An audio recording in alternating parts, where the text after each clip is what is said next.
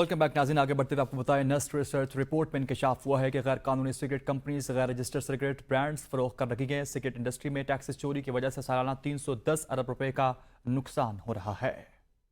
نسٹ research report میں cigarette industry میں tax چوری کے ہوشربا انکشافات. ملک کو سالانہ 300 ارب روپے کا نقصان ہو رہا ہے. رپورٹ کے مطابق 2024 کے اختتام تک غیر قانونی سگریٹ تجارت کا حجم 60% سے بڑھ سکتا ہے. غیر قانونی سگریٹ کمپنیاں غیر رجسٹرڈ سگریٹ برانڈز کی فروخت کر رہی ہیں. ایکسائز ڈیوٹی میں اضافے کے بعد صارفین مہنگے قانونی سگریٹ برانڈ سے غیر قانونی سستے سگریٹ برانڈ کی جانب منتقل ہوئے ہیں.